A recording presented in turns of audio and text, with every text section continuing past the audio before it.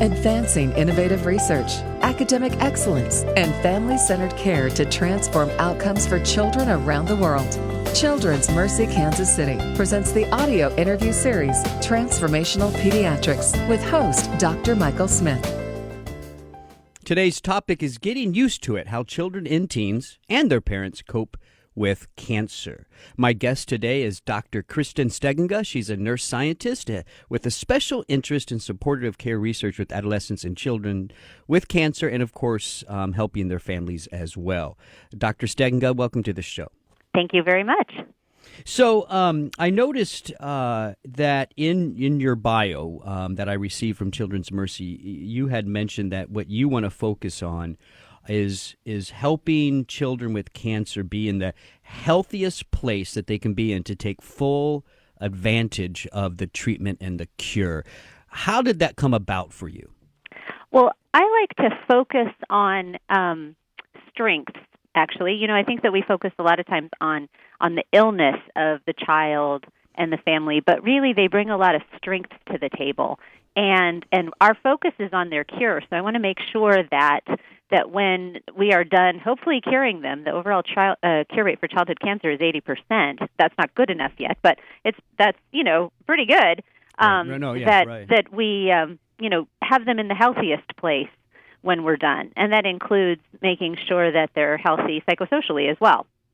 Yeah. So let's talk then a little bit about how children cope with cancer. I mean, it's tough for adults, right? So Right. What does a child go through when they receive that diagnosis? Well, initially, just like any child who comes into the hospital, they're scared. They don't really know what's going on. And for younger children, anything that involves a poke is really the worst thing in the whole world. And so certainly all of the things that we do to come to a diagnosis of cancer is pretty scary.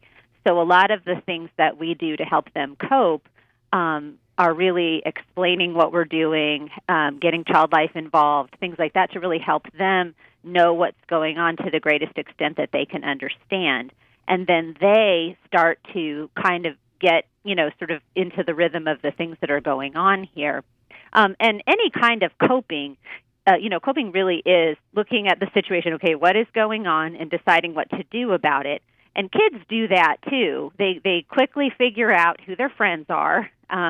That's where, some of the great things that we have here are so helpful. We have, therapy dogs. We've got child life. We've got music therapy. We've got all these things that kind of help them realize that the hospital isn't as horrible a place as when they first got there. And so they start to quickly kind of appraise the situation and realize what things they like and what things they don't. And they start to, kind of process what's going on. And one of the most fascinating things that I learned through some of my research is how quickly kids actually get used to this. So it's interesting how, we think as adults that this has to be absolutely the worst thing that ever happened to them. And it's certainly not a party. But they actually get used to it, and they actually probably process better than their parents, right, to be honest. Yeah. Well, so you mentioned something like therapy dogs as an example. Yes. Why don't you tell us a little bit more about some of the specific programs and activities that Children's Mercy offers that helps them to cope?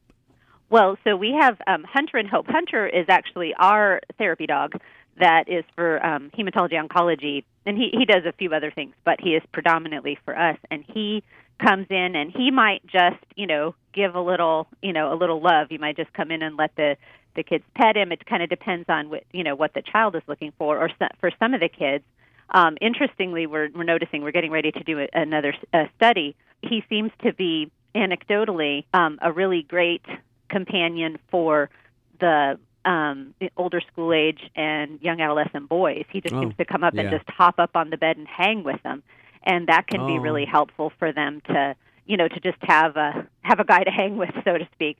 Yeah. And we have music therapy, and we do they do lots of different things with kids that are age appropriate interventions. We're actually doing some research that way too. We've got a new study that is looking at helping parents and school-age kids, 3 to 8, or actually that's a little bit younger than school-age, with coping with hospitalization.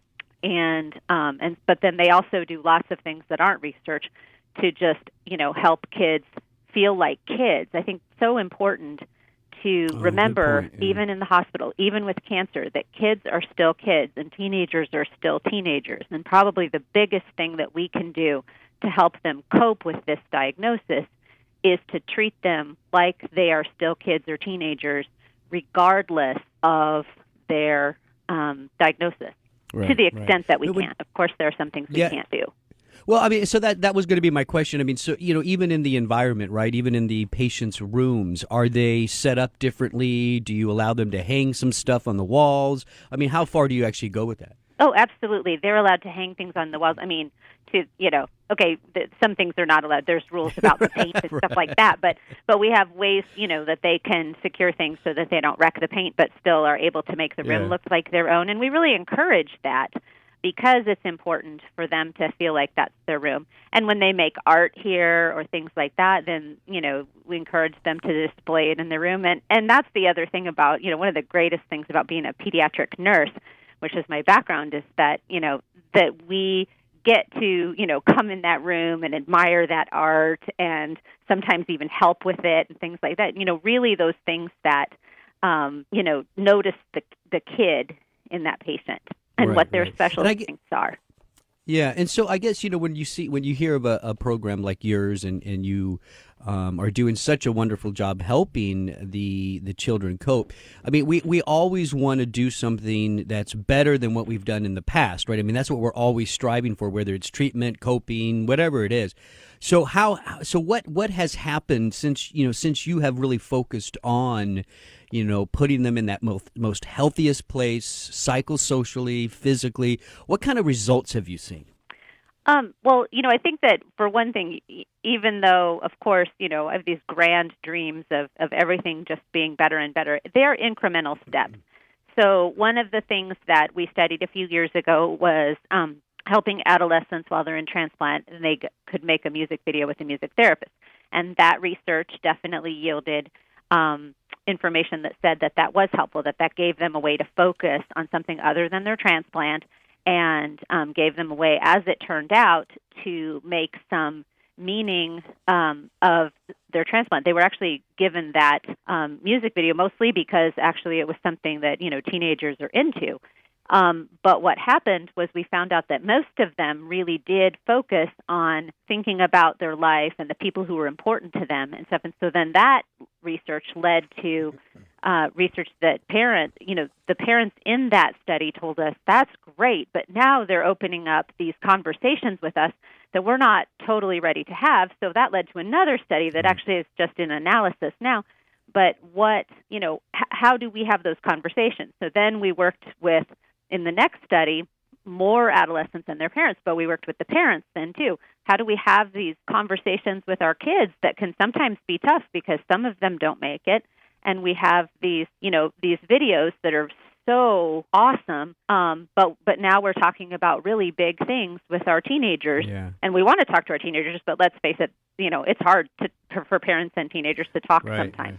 So that was the next step. So all of these things are these incremental steps to making life better. So I know that I can speak for myself for sure, and I think everyone else who's trying to do this kind of work, in that we definitely have job security, continuing to try to make things better. Every step we take is an incremental step in making life better. Yeah. So you mentioned the parents there, and so that's obviously an important part of this conversation as well. We know that, and obviously this is a huge topic when we talk about the coping of parents, kids, and teens, but really they all kind of fit together, right? I mean, you at the same time when you're helping the teenager or even the child cope, you must be doing something to help the parents as well. So are there programs that are just geared towards the parent who's going to have to deal with some of these tough questions, for instance? Absolutely. And all of this is definitely a team effort. So as far as research goes, we're just working on some of those things. But in all of our daily, work here at the hospital, we've got a wonderful social work staff, too, who's always working with them. And I think that it's important for all of us to remember that they are all interlinked. And the fascinating thing, when you think about it, it's such an obvious statement, but everybody copes differently. We just finished a study that was actually looking at educating parents of newly diagnosed kids, and we really discovered that even within a parent dyad, one parent would want a whole lot of information about everything, and the other parent was like, you know what, don't tell me anything I don't have to know. I just want to know the basics. And so it just speaks to, there's a lot of buzz about personalized medicine right now. And I think that personalized medicine also encompasses, what does a family need to know? And how does that family cope? And how does each person in that family cope? Because giving a one-size-fits-all care doesn't work. One parent might want to know absolutely every single thing, and they're going to be the one that's going to be looking on the internet, and you're going to be helping them recognize what's a good source for information. And the next parent is going to be like, tell me only what I must know to take care of my child, because all of that information is very scary. And then the child, a lot of times we'll have kids who want to know stuff that maybe their parents don't want to know, and we have to negotiate that. So there's the research aspect, figuring out best ways to do things, and then there's the day-to-day care that we all, try to work as a team to give. And it's such a big deal to really do right by these families, but also recognize that they are all individuals. And sometimes, we have one, like maybe it's the parent who really thinks that things are very hard for their child, and then when you talk to the child, they're really actually fine. It's really that it's so hard for the parent to accept that this is going on for their child. It's really a big deal. Yeah. Well, and that's interesting. So, one last question then. So, when I look at the title of this, it's getting used to it, right? Mm-hmm. What does that mean? Like, as somebody who is really leading the way in helping parents, the families, the children cope, what does that mean to you? What does it mean to Children's Mercy when we say getting used to it? You know what? It's fascinating. I am still learning what that means as a researcher and as a nurse. The kids are helping me understand that little by little through my research. When I did my first research study with kids with cancer, the teenagers, every single one in my study used that exact phrase. They said, well, you get used to it. And I said, how do you do that? And they all said, you just do. Little by little, you just get used to this, having cancer. And then I looked to the literature, and a friend of mine at a different hospital had done work with younger children, and they were all talking about getting used to it too. So the children and the teens are leading us along, helping us, because it's such an innate process to them of just coping through this and figuring it all out. They have a hard time explaining it to us, but they just do it. So that's interesting too. So the end game for a lot of the patients is just getting used to it, but how they get to that point can be very individualized. They can go on different journeys. Some may want lots of information. Some may want, more social connection with. I mean, there's so many ways to get to that point, right? So you're allowing them to get used to it using multiple ways, right? Exactly.